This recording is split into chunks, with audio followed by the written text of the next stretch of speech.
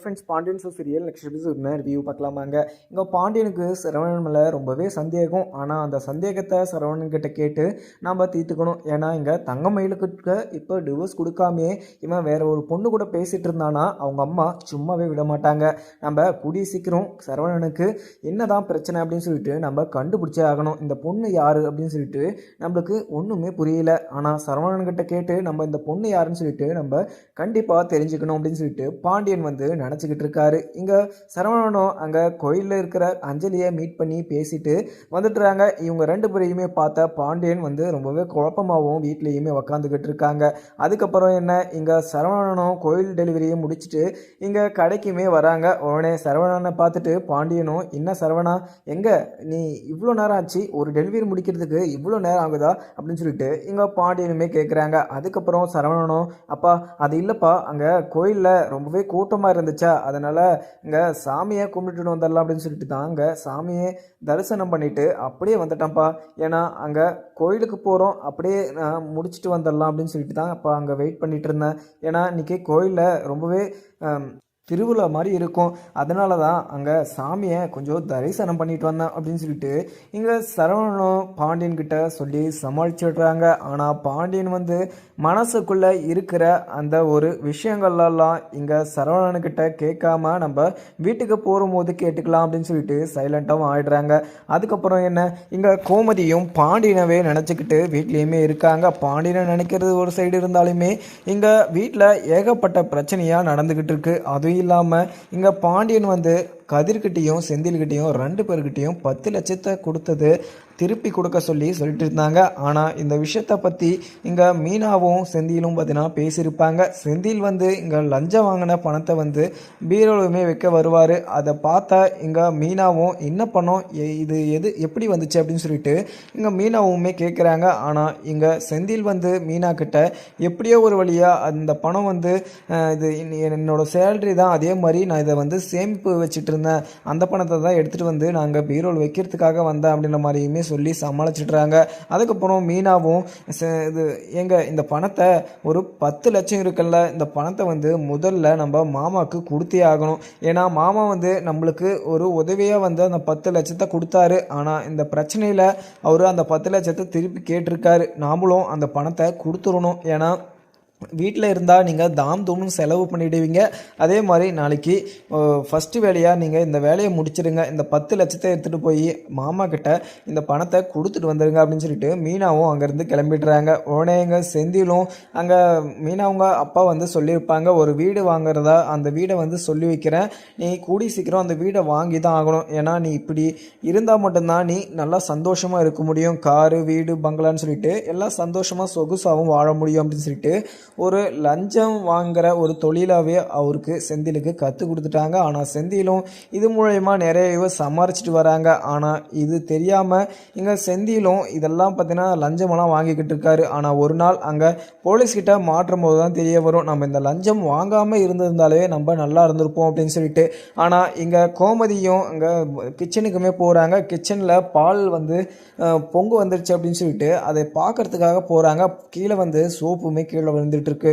உடனே அதை பார்க்காம கோமதியை அந்த சோப்பை மேலே காலை வச்சுட்டுறாங்க. உடனே வழிக்கு கீழே விழுந்ததுல அங்கே மண்டையில் அடிபட்டு ரத்தமாக வருது. உடனே அங்கே அம்மான்னு சொல்லிட்டு கத்துறாங்க கோமதி. உடனே இங்கே அப்பத்தாவும் ஓடி கோமதி என்னாச்சுன்னு சொல்லிட்டு ரொம்ப பதட்டமாகவும் பிளட்டெல்லாம் வருது அப்படின்னு சொல்லிட்டு இங்கே அப்பத்தாக்கு ரொம்பவே பதட்டமாகிடுது. உடனே கதிரை கூட்டிகிட்டு இங்கே கோமதியுமே ஹாஸ்பிட்டலுக்குமே கொண்டு போகிறாங்க. ஹாஸ்பிட்டலுக்கு கொண்டு போனதும் இங்கே டாக்டர் தெரியாமல் வழிக்கு கீழே விழுந்துட்டாங்க, கொஞ்சம் என்ன ஆச்சுன்னு பாருங்க அப்படின்னு சொல்லிட்டு ரொம்ப பதட்டமாகவும் கதிர் சொல்லிடுறாங்க. கதிர் சொல்லிட்டு உடனே இங்கே பாண்டியன் கால் பண்ணி, அப்போ அம்மா தெரியாமல் வீட்டில் வழிக்கு கீழே வந்துட்டாங்க, அம்மாவுக்கு நிறைய அடிபட்டு இருக்குப்பா, ஹாஸ்பிட்டலுக்கு கொஞ்சம் கிளம்பி வரீங்களா அப்படின்னு சொல்லிட்டு இங்கே கதிரும் இதை சொல்லிட்டு உடனே கட் பண்ணிடுறாங்க. பாண்டியன் கோமதிக்கு என்ன ஆச்சோ ஏதாச்சுன்னு சொல்லிட்டு ரொம்பவே பதட்டமாகவும் பயத்தோடையும் அங்கே கடையை க்ளோஸ் பண்ணிவிட்டு அங்கே ஹாஸ்பிட்டலுக்குமே கிளம்பிடுறாங்க. உடனே இங்கே சரவணன் இங்கே எவ்வளோதான் பிரச்சனை இருந்தாலுமே இங்கே அப்பா கிட்ட, அப்பா என்னாச்சுப்பா, கதிர் என்ன சொன்னான்ப்பா அப்படின்னு சொல்லிட்டு கேட்குறாங்க. வாடடி அம்மாவுக்கு அடிபட்டுருச்சான், அதனால் ஹாஸ்பிட்டலுக்கு போகிறோம், அங்கே போய் எது இருந்தாலும் பேசிக்கலாம் அப்படின்னு சொல்லிட்டு இங்கே சரவணனை கூட்டிக்கிட்டு பாண்டியனும் ஹாஸ்பிட்டலுக்கு கிளம்பிடுறாரு. உடனே இங்கே கதிரும் காலேஜ் முடிச்சுட்டு இங்கே அரசி வீட்டுக்கு வந்துட்டாலா என்னன்னு சொல்லிட்டு தெரியாமல் அங்கே நின்றுக்கிட்டு இருக்காங்க. உடனே அரசி வீட்டில் தனியாக இருப்பா. நம்ம அரசியை ஃபோன் பண்ணி நம்ம இங்கே வர சொல்லிடலாம் அப்படின்னு சொல்லிட்டு அரசியும் கால் பண்ணுறாங்க. ஆனால் அரசி வந்து எடுக்காமல் சைலண்ட்டாகவும் அங்கே, ஏன்னா அரசி வந்து அந்த கால் பண்ணதை வந்து பார்க்காம சைலண்ட்டாகவும் வீட்டில் உட்காந்து படிச்சுக்கிட்டு இருக்காங்க. அதுக்கப்புறம் இங்கே குமாரும் அரசிக்கிட்ட போய் பேசியுமே அரசி வந்து எந்த ஒரு முடிவையுமே சொல்லாமல் சைலண்ட்டாகவும் வந்துட்டுறாங்க. ஏன்னா இங்கே குமாருக்கு வந்து அரசி மேலே ரொம்பவே அன்பும் அக்கறையுமே இருக்குது. ஆனால் இது எதுவுமே அரசிக்கு நான் சொல்லி எப்படி புரிய வைக்கிறது அப்படின்னு சொல்லிட்டு குழம்பி போய் நின்றுக்கிட்டு இருக்காங்க.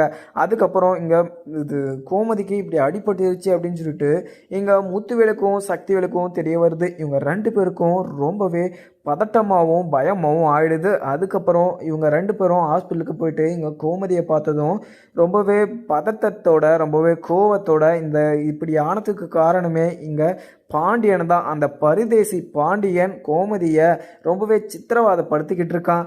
அவள் ஏதோ ஒரு நல்ல எண்ணத்தோட இங்கே கதிருக்கும் ராஜுக்கும் கல்யாணம் பண்ணி வச்சா. ஆனால் அதே சாக்க வச்சு இங்கே என்னோட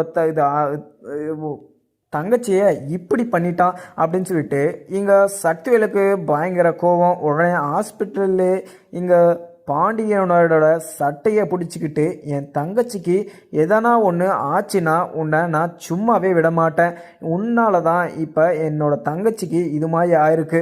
ஆனால் அவளுக்கு எதனா ஒன்று ஆயிடுச்சுன்னா நான் உன்னை உயிரோடையே விடமாட்டேன் அப்படின்னு சொல்லிட்டு பயங்கர கோவத்தோடையும் இங்கே பாண்டியன் சட்டையை பிடிச்சிக்கிட்டு சக்திவேலுமே கேட்டுக்கிட்டு இருக்காங்க. உடனே முத்துவேலும், சக்தி என்னடா பண்ணிக்கிட்டு இருக்க? இது ஹாஸ்பிட்டல், வீடு கிடையாது.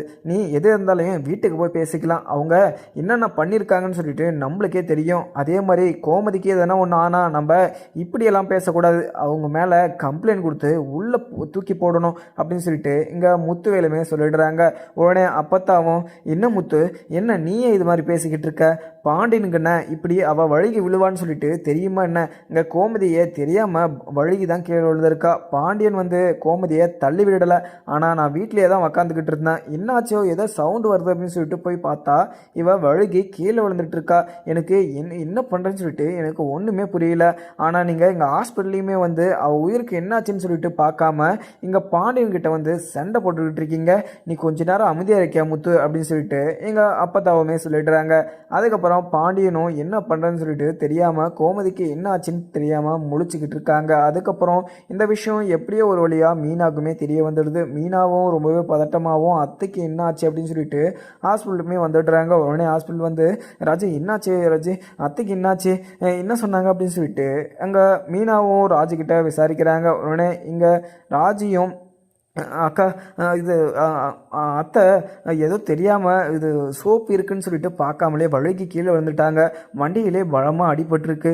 என்னாச்சுன்னே தெரியல. டாக்டர் வந்து என்னாச்சுன்னு சொன்னால் தான் எங்களுக்கே தெரியும். ஆனால் இது அத்தையை பார்க்கவே விட மாட்டுறாங்க. ஏன்னா அத்தையை ஐசு வார்டில் வச்சுருக்காங்க.